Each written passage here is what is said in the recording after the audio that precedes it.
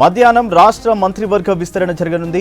ఎమ్మెల్యేలు వివేక్ వెంకటస్వామి, వాకిటి శ్రీహరి, అడ్లూరి లక్ష్మణ్ మంత్రులుగా ప్రమాణ స్వీకారం చేయనున్నారు.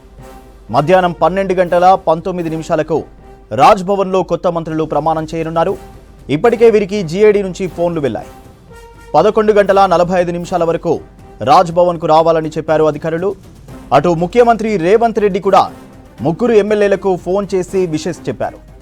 ప్రమాణ స్వీకారానికి సిద్ధంగా ఉండాలని చెప్పారు రేవంత్.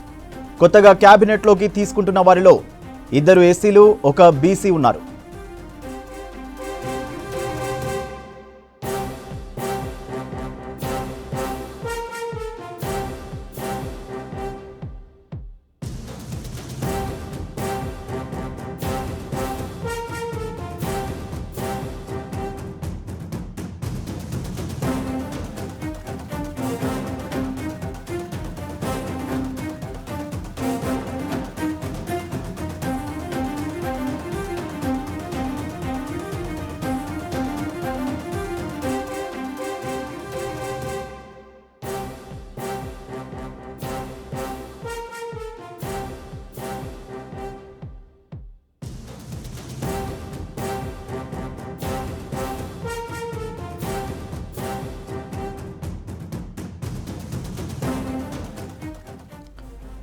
కాంగ్రెస్ అధిష్టానం సామాజిక న్యాయానికి పెద్దపీట వేస్తూ నిర్ణయం తీసుకుంది.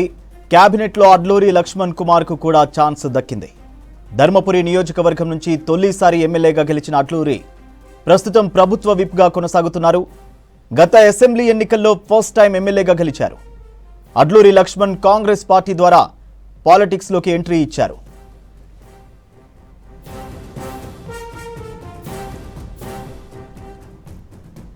1982 నుంచి 85 వరకు గోదావరికని జూనియర్ కాలేజీ ఎన్ఎస్యుఐ అధ్యక్షుడిగా, 1986 నుండి 94 వరకు ఎన్ఎస్యుఐ కరీంనగర్ జిల్లా ప్రధాన కార్యదర్శిగా పనిచేశారు. ఆ తర్వాత 1996 నుండి 2001 వరకు ఏపీ యూత్ కాంగ్రెస్ ప్రధాన కార్యదర్శిగా పనిచేసి 2006లో ధర్మారం ఎస్సీ రిజర్వ్డ్ స్థానం నుంచి జెడ్పీటీసీగా పోటీ చేసి గెలిచారు. 1999లో జరిగిన అసెంబ్లీ ఎన్నికల్లో ఎమ్మెల్యేగా పోటీ చేసి ఓడిపోయారు. అడ్లూరి లక్ష్మణ్ 2010 నుండి 2012 వరకు కరీంనగర్ జెడ్పీ చైర్మన్గా పనిచేశారు.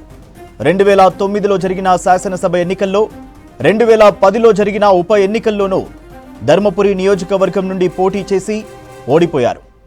తెలంగాణ ప్రత్యేక రాష్ట్రం ఏర్పడిన తర్వాత 2014, 2018లోనూ ధర్మపురి నియోజకవర్గం నుండి కాంగ్రెస్ నుంచి ఎమ్మెల్యే అభ్యర్థిగా పోటీ చేసి ఓడిపోయారు. 2013 నుండి 2014 వరకు ఉమ్మడి ఆంధ్రప్రదేశ్ రాష్ట్ర ఎస్సీ కార్పొరేషన్ చైర్మన్గా పనిచేశారు. ఆ తర్వాత జగిత్యాల జిల్లా కాంగ్రెస్ పార్టీ అధ్యక్షుడిగా ఎన్నికయ్యారు. 2023లో జరిగిన అసెంబ్లీ ఎన్నికల్లో ధర్మపురి నియోజకవర్గం నుంచి కాంగ్రెస్ ఎమ్మెల్యే అభ్యర్థిగా పోటీ చేసి గెలిచారు. బీఆర్ఎస్ అభ్యర్థి కొప్పుల ఈశ్వర్పై 22,039 ఓట్ల మెజారిటీతో గెలిచారు. ప్రస్తుతం అడ్లూరి ప్రభుత్వ విప్గా కొనసాగుతున్నారు. ఎన్ఎస్యుఐ ప్రెసిడెంట్గా రాజకీయ ప్రస్థానం ప్రారంభించిన మక్తల్ ఎమ్మెల్యే వాకిటి శ్రీహరి మినిస్టర్ దాకా ఎదిగారు. తొలిసారి ఎమ్మెల్యేగా గెలిచిన ఏడాదిలోనే ఆయనను మంత్రి పదవి వరించింది. వాకిటి శ్రీహరిది రైతు కుటుంబం. ప్రస్తుత నారాయణపేట జిల్లాలోని మల్లో నరసింహులు, రాములమ్మ దంపతులకు ఆయన జన్మించారు. తండ్రి వ్యవసాయం చేసి కుటుంబాన్ని పోషించగా, తల్లి రాములమ్మ నర్సుగా పనిచేసేవారు. శ్రీహరి ఫస్ట్ క్లాస్ నుంచి 10th వరకు మక్తల్ గవర్నమెంట్ స్కూల్లో, ఇంటర్, డిగ్రీ పాలమూరులో పూర్తి చేశారు. 2000 ఏప్రిల్ 23న శ్రీహరికి లలితతో వివాహం జరిగింది. భర్త సహకారంతో లలిత కూడా రాజకీయాల్లో రాణిస్తున్నారు. 2006లో దాసర్పల్లి నుంచి ఎంపీటీసీగా పోటీ చేసి గెలుపొందారు. ఇక అదే ఏడాది మక్తల్ మండల కాంగ్రెస్ పార్టీ ప్రెసిడెంట్గా 2011 వరకు పనిచేశారు. డిగ్రీ పూర్తి చేశాక వాకిటి శ్రీహరి రాజకీయాల్లోకి వచ్చారు. ఎన్ఎస్యుఐ ప్రెసిడెంట్గా ఆయన రాజకీయ ప్రస్థానం మొదలైంది. శ్రీహరి కుటుంబం మొదటి నుంచి కాంగ్రెస్ పార్టీలోనే ఉంది. దాదాపు 35 ఏళ్లుగా వీరు కాంగ్రెస్ పార్టీ కోసం పనిచేస్తున్నారు. మధ్యలో ఎన్ని ఒడిదుడుకులు వచ్చినా గట్టిగా నిల్చున్నారు. ప్రభుత్వాలు మారి ఇబ్బందులు వచ్చినా కాంగ్రెస్ పార్టీ కోసం కష్టపడి పనిచేశారు. శ్రీహరితో పాటు ఆయన సోదరుడు శేషగిరి కూడా క్రియాశీల రాజకీయాల్లో రాణిస్తున్నారు. 2006లో ఈయన మక్తల్ ఉప సర్పంచ్గా పనిచేశారు. ఇక అదే ఏడాది మహబూబ్ నగర్ జిల్లా యూత్ కాంగ్రెస్ వైస్ ప్రెసిడెంట్గా 2014 వరకు పనిచేశారు. 2023లో జరిగిన అసెంబ్లీ ఎన్నికల్లో మక్తల్ సెగ్మెంట్ నుంచి చిట్టెం రామ్మోహన్ రెడ్డిపై 17,525 ఓట్ల మెజారిటీతో గెలుపొందారు. డాక్టర్ చదివి రాజకీయాల్లోకి వచ్చిన తెలంగాణ ఉద్యమకారుడు గడ్డం వివేక్ వెంకటస్వామిని ఎమ్మెల్యేగా గెలిచిన తొలిసారే మంత్రి పదవి వరించింది. తెలంగాణ ఉద్యమంలో చురుగ్గా పాల్గొన్న ఆయనకు కాంగ్రెస్ అధిష్టానం సముచిత గౌరవం కల్పించింది. సీనియర్ కాంగ్రెస్ నేత, కేంద్ర మాజీ మంత్రి గడ్డం వెంకటస్వామి కళావతి దంపతుల చిన్న కుమారుడే వివేక్ వెంకటస్వామి. తండ్రి బాటలోనే పేద, బడుగు, బలహీన వర్గాలకు అండగా నిలవడంలో ముందుంటారు వివేక్. హైదరాబాద్ బేగంపేటలోని హైదరాబాద్ పబ్లిక్ స్కూల్లో పాఠశాల విద్యను పూర్తి చేశారు. ఉస్మానియా మెడికల్ కాలేజీలో ఎంబీబీఎస్ చదివారు. మొదటి నుంచి ప్రజాసేవలో పాతుకుపోయిన కుటుంబంలో పెరిగిన వివేక్ ఏ పదవిలో ఉన్నా సమాజం పట్ల బలమైన బాధ్యతను పెంచుకున్నారు. తండ్రి గడ్డం వెంకటస్వామి బాటలో రాజకీయాల్లోకి వచ్చిన వివేక్ తెలంగాణ రాజకీయాల్లో తనదైన ముద్ర వేసుకున్నారు. కాకా వెంకటస్వామి వారసుడిగా 2009లో రాజకీయాల్లోకి వచ్చిన వివేక్ వెంకటస్వామి పెద్దపల్లి లోక్సభ స్థానం నుంచి ఎంపీగా గెలుపొందారు. 2009 నుంచి 2014 మధ్య 15వ లోక్సభకు ప్రాతినిధ్యం వహిస్తూ తెలంగాణ ఉద్యమంలో కీలక పాత్ర పోషించారు.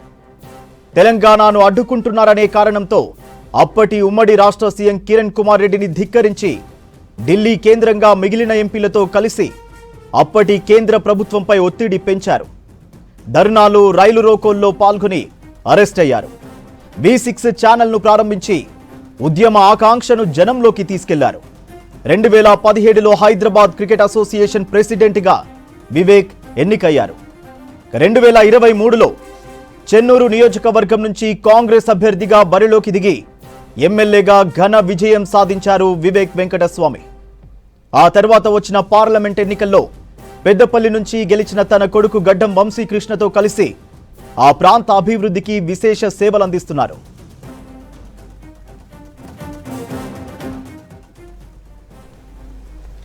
డాక్టర్ చదివి రాజకీయాల్లోకి వచ్చిన తెలంగాణ ఉద్యమకారుడు గడ్డం వివేక్ వెంకటస్వామిని ఎమ్మెల్యేగా గెలిచిన తొలిసారే మంత్రి పదవి వరించింది.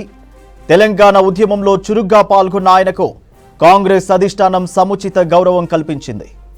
సీనియర్ కాంగ్రెస్ నేత, కేంద్ర మాజీ మంత్రి గడ్డం వెంకటస్వామి కళావతి దంపతుల చిన్న కుమారుడే వివేక్ వెంకటస్వామి. తండ్రి బాటలోనే పేద, బడుగు, బలహీన వర్గాలకు అండగా నిలవడంలో ముందుంటారు వివేక్. హైదరాబాద్ బేగంపేటలోని హైదరాబాద్ పబ్లిక్ స్కూల్లో పాఠశాల విద్యను పూర్తి చేశారు. ఉస్మానియా మెడికల్ కాలేజీలో ఎంబీబీఎస్ చదివారు. మొదటి నుంచి ప్రజాసేవలో పాతుకుపోయిన కుటుంబంలో పెరిగిన వివేక్ ఏ పదవిలో ఉన్నా సమాజం పట్ల బలమైన బాధ్యతను పెంచుకున్నారు.